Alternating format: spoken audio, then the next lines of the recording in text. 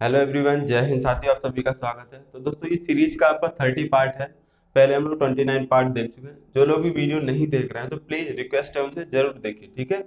तो अब ये 30 पार्ट हम लोग शुरू करने चल रहे हैं। आज का पहला क्वेश्चन आपके सामने है, ध्यान से देखो। यदि 1 + x⁴n के प्रसार में इसके दूसरे, तीसरे एवं चौथे पदों का गुणांक समांतर श्रेणी में हो तो क्या कह रहा है, n का मान बताओ। n का मान बताना, देखो कैसे करें। आपको दिया हो कॉन्सेप्ट समझ लो पहले आप।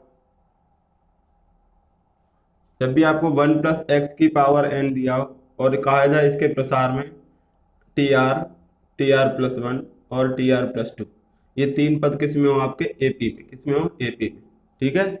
1 + x⁴n के प्रसार में tr, tr+1, tr+2। तो आपको कॉन्सेप्ट याद रखना है, n-2r का स्क्वायर करना है बराबर n+2, बराबर n+2। डायरेक्ट रिजल्ट याद रखना है, ठीक है। तो देखो, यहाँ पे 1 + x⁴n है, आपको दिया है और कह रहा है इसका दूसरा, तीसरा एवं चौथा। तो T2, T3 और T4, इनके गुणांक किस में हो जाएंगे, समांतर श्रेणी में। किसमें, एपी में। एपी में तो आपसे n का मान पूछ रहा है, n का मान, ठीक है। तो आप जानते हो कि n-2r का स्क्वायर बराबर n+2 होता है। बस वैल्यू रखो। यहाँ पे r का मान क्या हो जाएगा, देखो यहाँ पे r क्या होता है, ये सबसे पहले वाला जो टर्म में लगा होता है। तो यहाँ पे r की जगह कितना हो जाएगा, 2। तो n माइनस, यहाँ 2 रखेंगे तो 4 हो जाएगा। स्क्वायर इक्वल टू n की जगह कितना रखना है, n तो निकालना ही हमें, n+2 ऐसे हो जाएगा, ठीक है। अब देखो, अगर यहाँ से आप सॉल्व करोगे इसको तो द्विघात समीकरण बनेगा। तो उसको सॉल्व करने में थोड़ा सा टाइम लगेगा, इसलिए आप इसको बाई ऑप्शन सॉल्व कर लो। ऑप्शन रख के चेक करोगे, आंसर आ जाएगा। तो n की जगह अगर 5 रखते हैं, 5 - 1 का स्क्वायर 1 रहेगा, 5 + 2 7 हो जाएगा, यानी ये नहीं है। 6 रखेंगे तो 6 - 2 का स्क्वायर, और 6 + 2 8 नहीं होगा। 7 रखो, 7 - 4 3 का स्क्वायर 9 हो जाएगा, और 7 और 2 9, यानी आपका ऑप्शन 7, यानी सी ऑप्शन आपका राइट आंसर हो जाएगा, ठीक है। 8 भी रख के चेक कर लो, 8 - 4 का स्क्वायर 16, 8 2 10, तो 8 भी नहीं है, ठीक है। तो ऑप्शन से आप जल्दी कर लोगे। तो कभी कभी ऑप्शन की सहायता ली जाती है, ठीक है। तो ये क्वेश्चन उम्मीद है समझ में आ गया होगा, कॉन्सेप्ट ये नोट कर लेना अच्छे से। अब हम लोग देखेंगे क्वेश्चन नंबर 2। क्वेश्चन नंबर 2 ध्यान दीजिए। क्वेश्चन आपका, किसी बिंदु से उस बिंदु पथ का समीकरण जो बिंदु 1, 0 एवं 0, -2 से हमेशा समदूरी पर है, क्या है। ये चार ऑप्शन देंगे तो आपसे देखो, बिंदु पथ यानी लोकस, बिंदु पथ को क्या बोलते हैं, लोकस का समीकरण पूछ रहा है। तो आप क्या करो, इन दो पॉइंट से समान दूरी पर है। तो ये कोई पॉइंट होगा, एक ये पॉइंट होगा। इस पॉइंट से कोई समान दूरी पर पॉइंट है, उसका बिंदु पथ का समीकरण निकालना। तो हमने ये मान लिया P पॉइंट है, और ये x, y आपके कोऑर्डिनेट हो जाएंगे इस पॉइंट के, ठीक है। तो देखो आप P इसको मान लिया A और इसको मान लिया B। अब इनमें आप रिलेशन बनाओ। तो जो भी रिलेशन होता है उसी से आपको समीकरण मिल जाता है। रिलेशन क्या है, यहाँ से यहाँ तक ये दूरी जो समान है, ये दूरी बराबर है। तो आप लिख सकते हो कि PA बराबर PB। जो PA की डिस्टेंस होगी वही PB की होगी, क्योंकि कह रहा है सम दूरी पर है, समान दूरी पर है। बस यहीं से आप रिलेशन बन गया, दूरियां बराबर कर दो। तो x - 1 का स्क्वायर प्लस y - 0 करो तो y² अंडर रूट लगाओ, ठीक है, बराबर। यहाँ पे दूरी निकालो तो x - 0 यानी x का स्क्वायर प्लस y माइनस और -2 तो y+2 का स्क्वायर हो जाएगा। अंडर रूट से अंडर रूट कट जाएगा, स्क्वायर ब्रेक करो तो x² + 1 माइनस का 2x प्लस y², यहाँ पे x², इसको ब्रेक करो तो y² + 4 और प्लस का 4y, ठीक है। अब देखो x² y² से y² कैंसिल हो जाएगा। अब सब कुछ एक साइड में कर लो, ये माइनस का उधर ले जाओ तो देखो 2x हो जाएगा, उधर जाके प्लस का, प्लस 4y है आपके पास। और ये देखो ये 1 है, उधर जाएगा, इससे कम हो जाएगा तो +3, कुछ नहीं बचेगा तो 0। ये आपका क्या आ जाएगा, बिंदु पथ का समीकरण, यानी लोकस की इक्वेशन आ जाएगी। 2x + 4y + 3 बराबर 0, +3 बराबर 0। पहला ऑप्शन आपका राइट आंसर है, ए ऑप्शन आपका राइट आंसर है, ठीक है। तो उम्मीद है समझ में आ गया होगा। तो अब हम लोग देखेंगे क्वेश्चन नंबर 3। ये क्वेश्चन नंबर 3 है आपका। a, b, c, d, ये चार एलिमेंट दिए गए के अरिक्त उप समुच्चयों की संख्या। आपसे पूछ रहा है non empty subset, non empty subset पूछ रहा है, ठीक है, ध्यान से देखो। तो देखो, अगर आपसे सबसेट पूछता, सबसेट पूछता यानी उप समुच्चय, क्या पूछता, उप समुच्चय, तो ये हो जाता है 2 की पावर n। n क्या होता है, नंबर ऑफ एलिमेंट। आपसे पूछ रहा है अरिक्त उप समुच्चय, अरिक्त उप समुच्चय, तो ये क्या होता है, ध्यान समझना। ये इसको बोलते हैं नॉन एम्प्टी सबसेट, ठीक है। तो ये होता है आपका 2n-1, 2n-1। यहाँ पे नंबर ऑफ एलिमेंट कितने, 1 2 3 4।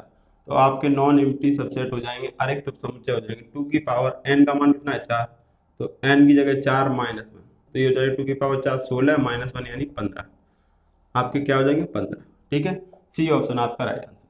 तो ये आप नोट कर लेना, कौन सा ऑप्शन हो जाएगा, सी ऑप्शन। ठीक है, अब देखेंगे क्वेश्चन नंबर 4। आइए ध्यान दीजिए, क्वेश्चन नंबर 4 है आपका, integration cos cube x into e की power log sin x dx equal to किसके बराबर होगा। ऑप्शन आपके सामने दिए। तो देखो यहाँ पे log का कॉन्सेप्ट आपको पता होना चाहिए कि किसी भी संख्या की पावर अगर log है, log का बेस और ये जो संख्या ये सेम है, तो ये जो पूरा वैल्यू होती है हट जाती है, ये इसका मान हो जाता है। क्या हो जाता है, इसका मान। ठीक है, यहाँ पे देखो e की पावर log है, इंटीग्रेशन में आप जानते हो कुछ नहीं बेस में, तो क्या होता है, e होता है।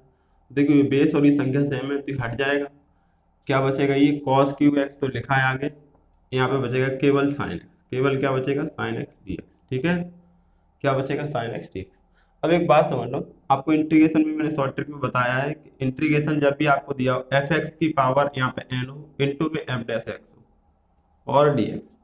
यहाँ एफ एक्स हो, जो भी कोई भी फंक्शन हो उसकी पावर n हो, n का मतलब कुछ भी, उसका बगल में क्या दिया हो, डिफरेंशिएशन दिया हो, तो इसका डायरेक्ट रिजल्ट क्या होता है, एफ एक्स लिखो की पावर n+1 अपॉन में n प्लस सी, ये आपका आंसर हो जाता है। ठीक है, ये आपका आंसर एक लाइन में हो जाता है। यहाँ पे देखो पावर n है, cos की पावर 3 है, n का मान कितना है, 3। cos cube x into sine x, cos x का विकलन होता है माइनस साइन एक्स, यहाँ पे साइन है तो अब माइनस बना लो, क्या करो यहाँ माइनस और यहाँ माइनस, बढ़ गया ना, माइनस से मल्टीप्लाई करा दिया। ठीक, अब देखो इसका जस्ट बगल में क्या दिया, डिफरेंशिएशन, तो आंसर क्या हो जाएगा, ये तो माइनस रहेगा। इसकी जगह क्या लिख सकते हैं आप लोग, इस वाले पावर में एक जोड़ देते हैं ऊपर, और जो ऊपर पावर है वही नीचे लिख देते हैं, प्लस सी, आपका आंसर हो जाता है। क्या हो जाता है, आपका आंसर हो जाता है। ठीक है, तो कौन सा ऑप्शन मैच कर रहा है आपसे, माइनस कॉस, ये बी ऑप्शन आपका राइट आंसर हो जाएगा।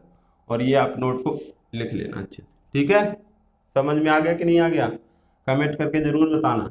अब देखो, अब हम लोग करेंगे क्वेश्चन नंबर 5। ध्यान दीजिए, क्वेश्चन नंबर 5 है आपका, यदि sine inverse 2a/1 plus a square plus sine inverse 2b/1 plus b square equal to 2 tan inverse x, तो x का मान क्या होगा, x की वैल्यू पूछ रहा है। ठीक है, तो देखो आप एक चीज जानते हो, 2 tan inverse x, 2 tan inverse x कितने फॉर्मूले होते हैं इसके, 3 फॉर्मूले। साइन के टर्म में sine inverse 2x/1 plus x square, cos के term cos inverse 1 minus x square upon 1 plus x square, tan के टर्म में tan inverse 2x upon 1 minus x square. ये 3 फॉर्मूले होते हैं। अब जैसी हमें जरूरत वैसा हम काम करते हैं। यहाँ पे देखो साइन वाला दिया है, ये चीज दी गई। अगर यहाँ पे देखो 2x अपॉन 1 प्लस एक्स का, तो x है तो यहाँ 10 के साथ x आ जाता है, यहाँ y होगा तो y आ जाएगा, z होगा तो z, a होगा तो a आ जाएगा। तो इसको क्या लिख सकते हैं हम लोग, 2 tan इनवर्स a लिख सकते हैं कि नहीं। अगर यहाँ से यहाँ जा सकते तो यहाँ से यहाँ भी आ सकते हैं वापस। ऐसे ही इसको क्या लिख सकते हैं, यहाँ पे b आ गया तो ये हो जाएगा 2 tan इनवर्स b, और किसके बराबर, ये 2 tan इनवर्स x के। ठीक है, अब इन दोनों से देखो 2 कॉमन आ जाएगा, तो ये हो जाएगा tan inverse a plus tan inverse b equal to में 2 tan इनवर्स x।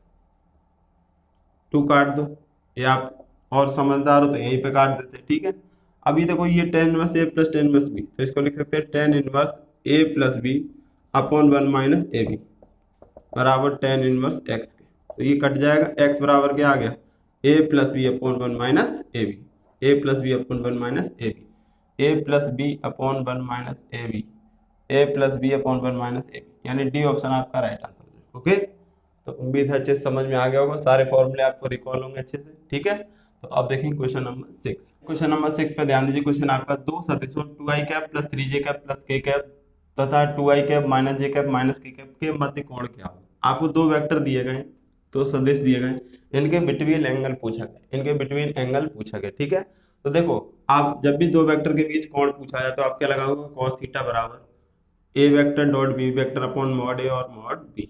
ठीक, अब दो वेक्टर का डॉट निकालना है। ये दो वेक्टर का डॉट कैसे निकालते हैं, आई आई के गुणा का गुणा, जे जे के गुणा का गुणा और के गुणा का गुणा। ठीक, तो देखो आई आई के गुणा का गुणा कराओ तो दो दूनी 4, 3 एकम 3, ये -3 हो जाएगा। और यहाँ पे 1 है, यहाँ पे -1 है, तो ये -1 हो जाएगा अपॉन। अब देखो ऊपर ही जैसे आपने निकाला 4 और ये -4 तो 0 हो गया, तो नीचे निकालने की जरूरत नहीं है। ठीक है, और वैसे भी अगर मॉड निकालना तो कैसे निकालते हैं, अंडर रूट आई के गुणांक का स्क्वायर प्लस जे के गुणांक का स्क्वायर प्लस के गुणांक का स्क्वायर, ऐसे यहाँ पे अंडर रूट आई के गुणांक का स्क्वायर, जे के गुणांक का स्क्वायर और के गुणांक का स्क्वायर। तो आप निकाल लेते, लेकिन निकालने की जरूरत ही नहीं आपको, कि ऊपर जीरो बन गया, नीचे कुछ भी आ जाए तो क्या आ जाएगा जीरो। तो कॉस थीटा बराबर जीरो आ गया। जीरो किसका मान होता है, कॉस पाई बाई 2 का, यानी कॉस 90। तो थीटा बराबर आपका 90 डिग्री होगा। ठीक, बाकी अगर यहाँ पे जीरो ना बनता तो आप निकाल के चेक कर लेते। तो ए ऑप्शन इसमें आपका राइट आंसर होगा। ओके, उम्मीद है समझ में आ गया होगा। अब हम लोग देखेंगे क्वेश्चन नंबर 7। क्वेश्चन नंबर 7 पे ध्यान दीजिए। क्वेश्चन आपका बिंदु 3,4,5 की वाई अक्ष से दूरी क्या है। आपकी क्या है, इस पॉइंट की वाई एक्सिस से डिस्टेंस पूछ रहा है। ठीक है, तो किससे पूछ रहा है, देखो ध्यान से, वाई एक्सिस से। तो वाई से पूछ रहा है तो वाई हट जाएगा, तो x square plus z square under root के अंदर, बस आंसर हो जाएगा। अगर एक्स अक्ष से पूछता तो एक्स अक्ष हट जाता, Y square plus z square. Z से पूछता तो जेड हट जाता, x square plus Y square. ठीक है, तो याद रखना आपको। तो ये होता है एक्स वाई जेड, तो एक्स और जेड का स्क्वायर एक्स वाई जेड, तो 3 का स्क्वायर प्लस जेड कितना है 5 का स्क्वायर। 3 का स्क्वायर पता है आपको 9 होता है, 5 का स्क्वायर कितना होता है 25, 25 और 9 कितना होगा 34। तो अंडर रूट 34 क्या हो जाएगा, इकाई, जो भी यूनिट होगा आपका रूट 34 इकाई। तो सी ऑप्शन आपका राइट आंसर। ठीक है, तो उम्मीद है समझ में आ गया होगा। तो अब देखेंगे क्वेश्चन नंबर 8। तो क्वेश्चन नंबर 8 पे ध्यान दीजिए। क्वेश्चन नंबर 8 है limit x tends to 0 sin ax upon sin bx। ठीक, आपको इसका मान बताना है। तो देखो, जब भी आपको लिमिट का क्वेश्चन मिल जाए, लिमिट x टेंस टू 0 दिया हो, x टेंस टू क्या हो 0, sin ax, तो इसको आपको पढ़ना है, इसको sin ax को केवल ax पढ़ना है। क्या बोलना है, केवल ax। ठीक है, मैक्लूइन से जब आपको इसको करोगे तो ये क्या हो जाता है, सीधे सीधे ax बोल दिया जाता है। तो यहाँ पे देखो लिमिट x टेंस टू 0, इसका मान क्या हो जाएगा ax, और इसका मान क्या हो जाएगा bx। क्या हो जाएगा bx, एक्स एक्स कैंसिल हो जाएगा, तो a अपॉन बी आपका आंसर हो जाएगा। क्या हो जाएगा, a अपॉन बी आपका आंसर हो जाएगा, यानी ए ऑप्शन आपका राइट आंसर। ठीक है, तो समझ में आ गया। अब देखेंगे क्वेश्चन नंबर 9। क्वेश्चन नंबर 9 है आपका, इंपॉर्टेंट क्वेश्चन है और काफी अच्छा है, ध्यान समझना। 3x माइनस 1/x स्क्वायर की पावर 6 के प्रसार में एक्स स्क्वायर का गुणांक क्या होगा। कह रहा है इसके प्रसार में एक्स स्क्वायर का कोफिशिएंट आपसे पूछा जा रहा है। ठीक है, तो देखिए क्या करेंगे आप, सबसे पहले इसमें क्या करते हो, आप आर का मान निकालते हो। आर की वैल्यू कैसे निकालते हैं वो समझ लीजिए। आर इक्वल टू हो जाएगा, यहाँ जो पावर दी गई इसका मल्टीप्लाई पहली पावर से करते हैं, तो 6 इंटू, यहाँ पे कोई पावर नहीं तो 1, माइनस जिसका गुणांक पूछ रहा हो, जिस पावर का गुणांक पूछ रहा हो वो पावर घटा दो, अपॉन ये वाली पावर और ये वाली पावर जोड़ दो, 1 प्लस 2। तो हो जाएगा 6 कम 6 माइनस 2 4 करोगे, और ये 2 1 3 करोगे। ठीक, आर का मान क्या आ गया 4/3, यानी भिन्न में आ रहा है, पूरा पूरा नहीं आ रहा है। ठीक है, तो ध्यान रखना, जब भी आर का मान भिन्न में आ जाए तो इसमें क्या हो सकता है, आप गुणांक नहीं निकाल सकते, आप गुणांक नहीं निकाल सकते, निकाल सकते, गुणांक नहीं निकाल सकते, तो गुणांक क्या हो जाएगा इसका, जीरो। क्या हो जाएगा, जीरो। ठीक है, तो इस टाइप का क्वेश्चन भी बनता है आपका। पहले आपने देखा हो कि आर की वैल्यू पूरी पूरी आती होगी, वहां आप गुणांक निकाल के बता देते हो, लेकिन इस टाइप को पहली बार देख रहे होगे आप लोग, पढ़ा होगा तो कोई बात नहीं, कि जब भी आर का मान फ्रिक्शन में आ जाए तो आप आर का मान नहीं निकाल सकते, मतलब गुणांक नहीं निकाल सकते, तो गुणांक क्या हो जाएगा, जीरो। ठीक है, समझ गए, तो इसको इंपॉर्टेंट कर लेना, ये पूछा जाता है, कई बार पूछा गया क्वेश्चन है। तो अब हम लोग देखेंगे क्वेश्चन नंबर 10। आइए क्वेश्चन नंबर 10 ध्यान दीजिए। क्वेश्चन नंबर 10 है आपका 1 प्लस आयोटा का स्क्वायर अपॉन 3 प्लस आयोटा का हल है। ठीक है, इसका सॉल्यूशन पूछो। तो आप एक चीज जानते हो कि आयोटा स्क्वायर का मान क्या होता है, -1। यहाँ पे देखो 1 प्लस आयोटा का स्क्वायर है, होल स्क्वायर है, तो a प्लस बी का होल स्क्वायर ब्रेक करो तो 1 प्लस आयोटा स्क्वायर और plus 2 iota, a square plus b square plus 2b upon में 3 प्लस आयोटा। आयोटा स्क्वायर क्या होता है, -1, तो ये -1 और ये +1 कैंसिल, 2i अपॉन 3 प्लस आई बचा है। तो सॉल्व करने के लिए क्या करेंगे, इसका कॉन्जुगेट करेंगे, 3 माइनस आई और अपॉन में 3 माइनस आई। ठीक है, मल्टीप्लाई कराओ ऊपर यहाँ पे, तो देखो 2i का मल्टीप्लाई 3 से तो हो जाएगा 6i, 2i का आई से करना तो -2i square, 2i square upon में देखो a प्लस बी और a माइनस, तो a स्क्वायर ये हो जाएगा 9 माइनस बी स्क्वायर आई स्क्वायर। ठीक है, अब देखो ऊपर क्या हो जाएगा 6i, और ये लिखा है देखो, ये -1 लिखा है तो ये प्लस हो जाएगा, तो 6i और प्लस का 2, 6i प्लस का 2, और ये देखो 9, और ये क्या है आई स्क्वायर क्या होता है -1, तो ये हो जाएगा +1, तो 6i प्लस 2 अपॉन में 10, अपॉन में 10, 2 कॉमन ले लो तो ये बचेगा 1 plus 3i, 1 plus 3i upon में 5 बचेगा, 2 कॉमन लेके काट देंगे तो अलग अलग कर लो, तो 1/5 प्लस 3/5i, 1/5 प्लस 3/5i, तो 1/5 प्लस 3/5i, ये आपका बी ऑप्शन राइट आंसर हो जाएगा। ठीक है, कौन सा आंसर हो जाएगा, बी ऑप्शन आपका राइट आंसर। ठीक, तो इस तरह से बेटा हमने 10 क्वेश्चन कंप्लीट कर लिए आपके आज। उम्मीद है ये अच्छे से समझ में आ गए होंगे। तो वीडियो को लाइक कर देना और शेयर जरूर करना, ठीक है। अगर आप कमेंट नहीं करते तो कमेंट कर दिया करो यार, ठीक। चलो तो आज वीडियो को यहीं तक रखते हैं। Okay, thank you. जय हिंद।